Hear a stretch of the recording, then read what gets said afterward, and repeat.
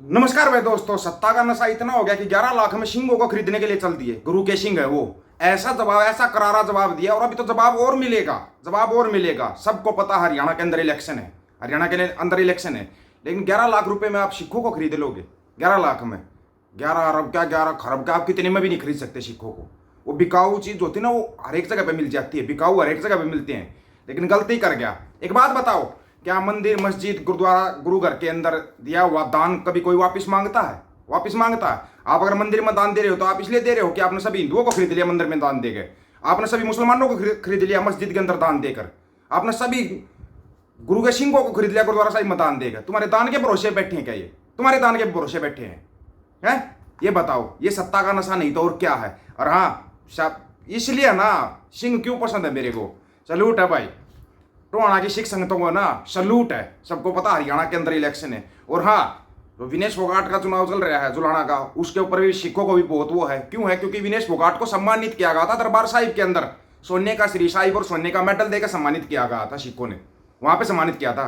विनेश फोगाट का अगर चुनाव डाउन चल रहा है ना, तो उसके साथ रहने वालों के कारण चल रहा है, साथ रहने वालों के कारण। चुनाव ऐसे नहीं होता, उस पर भी चर्चा करेंगे। लेकिन सबसे पहले आइए 11 लाख में सिक्कों को खरीदने वाले पर बोलते हैं दो शब्द। बीजेपी का नेता है एक देवेंद्र बबली, हमने तो नाम भी आज पता लगा, अभी बबली बबली करा हम इसको लेडीज सोचते थे, लेकिन इसका असली नाम है देवेंद्र बबली। देवेंद्र बबली ने गुरुद्वारा में दिया हुआ चंदा वापिस मांगा। 11 लाख रुपए का उसने चेक दिया था, वो वापिस मांग लिया उसने। मैंने 11 लाख का चंदा दिया है। सिखों ने उसका विरोध कर दिया, तो बोला मेरा चंदा वापिस दो। आगे औकात पर दिखा दी अपनी औकात, गुरु घर में दिया हुआ चंदा वापिस।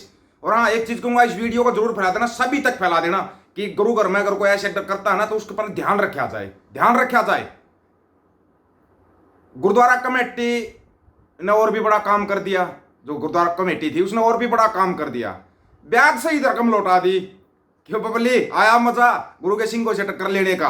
अब सुनना पूरी बात क्या थी। गांव नडेल में विरोध होने से नाराज बबली के जिला परिषद मेंबर प्रतिनिधि व मनोज बबली के पीए गगनदीप ने गुरुद्वारे में दिए हुए 11 लाख रुपए वापिस मांगने पर गुरुद्वारा कमेटी और गांव नडेल ने फैसला लिया कि 11 लाख रुपए ब्याज सहित बबली को वापिस दिया जाएगा। साथ ही पूरे गांव और सभी किसान जथेबंदियों ने बबली के विरोध में नडेल गांव में धरना शुरू कर दिया है। धरना शुरू हो गया है। क्यों बबली, आया मजा? मजा तो आया होगा, अभी तो मजे और भी बहुत आएंगे तुम्हारे को, और भी बहुत आएंगे तुम्हारे को। सिख संगतें पूछ रही थी भाई विनेश फोगाट का चुनाव कैसे चल रहा है। वहां पर त्रिकोणीय मुकाबला है भाई जुलाना में। ये बात बोलते हैं ना तो सोशल मीडिया के ऊपर बहुत से ना कूदने लग जाते हैं। ये हो गया उसकी तरफ से, हमने बोला था हम सच्चाई बोलते हैं, सच्चाई बोलने से हमारे को कोई नहीं रोक सकता, ना कोई रोक सकता ना कोई टोक सकता। सच बोलते हैं। हाँ, झूठ है तो आप उसके ऊपर बोलिए कि ये बात झूठ बोली है। जब विनेश फोगाट ने इलेक्शन लड़ने की बोली तब एक तरफा इलेक्शन था विनेश फोगाट का, एक तरफा इलेक्शन था बिल्कुल पूरा का पूरा विनेश फोगाट का। लेकिन अभी इलेक्शन वहां पे तिकोणिया हो चुका है, और तिकोणिया इलेक्शन में कौन फायदा उठाता है ये भी सबको पता है, ये सबको पता है। वोट हम किसी के लिए मांगेंगे नहीं भाई, इसको वोट दो, इसको वोट दो, इसके लिए करो, उसके लिए करो। अब एक बात बोलते हैं, आप कैंडिडेट देखो जो समाज के लिए अच्छा, जो समाज के लिए अच्छे काम करता है, जिसने समाज के लिए कुछ किया है, आप वोट वहां पे डालो, वोट वहां पे डालो जो समाज के लिए लड़ता है, अड़ता है, खड़ता है। अब अगर बात करें कांग्रेस पार्टी की, कांग्रेस पार्टी ने बोला था हम इसको राज्यसभा भेज देते अगर हमारी सरकार होती तो। वहां पर जो पुराने कार्यकर्ता थे उनकी टिकट काटी गई, वो नाराज हो रहे हैं, नाराज हो रहे हैं। वो उनकी नाराजगी जायज है। जो आदमी अगर किसी पार्टी के अंदर इतना समय देता है फिर उसकी टिकट काट जाती है एट ए टाइम पे। जो बीजेपी से आया उसको टिकट दे दिया, वहां पर भी कार्यकर्ता और जो पार्टी मेंबर होते हैं वो नाराज होते हैं। ये राजनीति है भाई, यहाँ पे सब चलता है। राजनीति करने का सबका अधिकार है, करो राजनीति, लेकिन अच्छी और सच्ची राजनीति करो।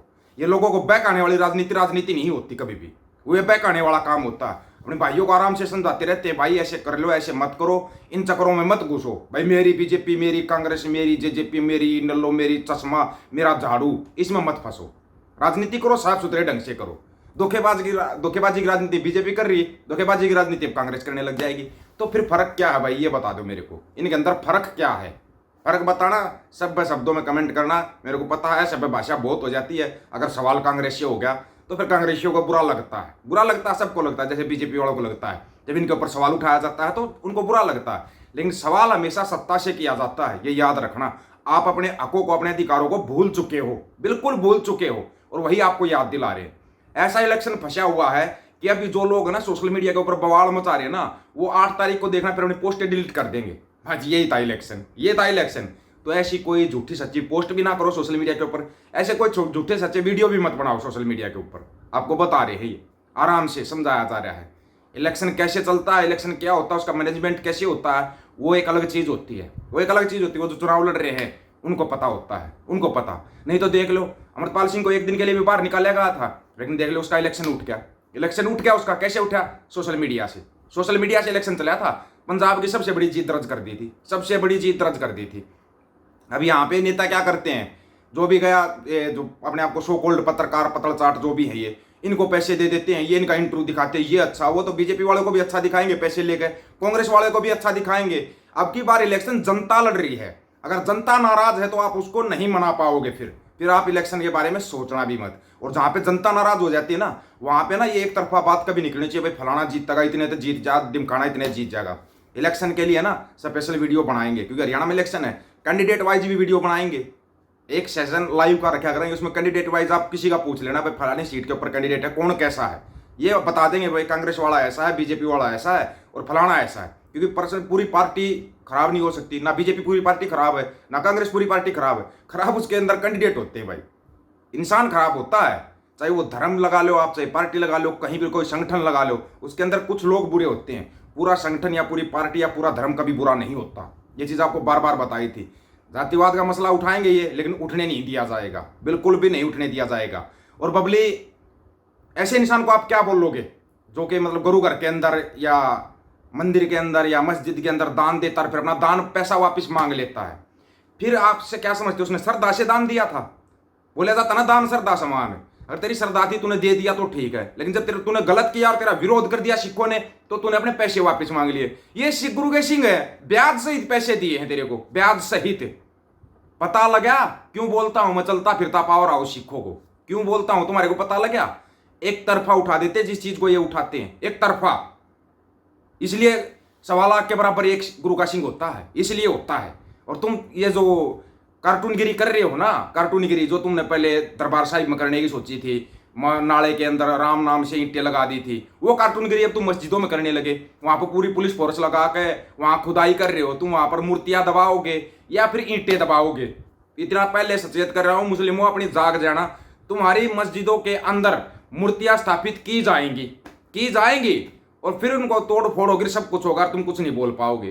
क्यों? क्योंकि आवाज तुम उठा नहीं पाओगे, तुम्हारे को दबा इतना लिया। अब तुम अगर सिंहों के साथ कुछ करना सोचोगे तो भूल जाना मेरे भाई, ये गुरु के सिंह हैं, यहाँ पे भूल जाना। यहाँ पे तुम्हारी कोई भी चालबाजी नहीं चलेगी और ना ही चलने दी जाएगी, ना चलने दी जाएगी। बेशरम इंसानों, गुरु घर में दिया हुआ दान वापस मांगता, उससे मतलब गिरी हुई हरकत हम नहीं मानते कहीं पर भी हो सकती है। और ये हरकत बीजेपी ने करके दिखाई है बीजेपी के नेता ने। अब उस पर बीजेपी क्या एक्शन लेती है वो, इसका मतलब तो फिर पूरी बीजेपी की ऐसी मंशा है, ये जहां भी दान देते हैं फिर उसको वापस ले लेते हैं। तो सोच समझ के बुलाना बीजेपी के नेताओं को, सोच समझ के। नेता तो खैर कोई भी हो, उसी को सोच समझ के बुलाना आप लोग, सोच समझ के। कहीं कल को ना ये ना कह दे मैंने इतना दान दिया था, चंदा दिया था, मेरा वापिस दो। फिर ये दान और चंदा देते क्यों हो? यहाँ पे सवाल ये है। आप लोगों की इसके बारे में क्या राय है भाई? आप अपनी राय रखना और बिल्कुल खुलकर रखना, राय का इंतजार रहेगा। सभी साथियों को राम राम, नमस्कार, आदाब, सत श्री अकाल। वीडियो को ज्यादा से ज्यादा शेयर, चैनल को सब्सक्राइब और बेल आइकन को जरूर दबाना दोस्तों। ऑफिशियल दीपक फौजी यूट्यूब चैनल। बात हक और सच की करेंगे, हक सच की बात हम करेंगे। वीडियो को शेयर करने की जिम्मेदारी आप लोगों की है।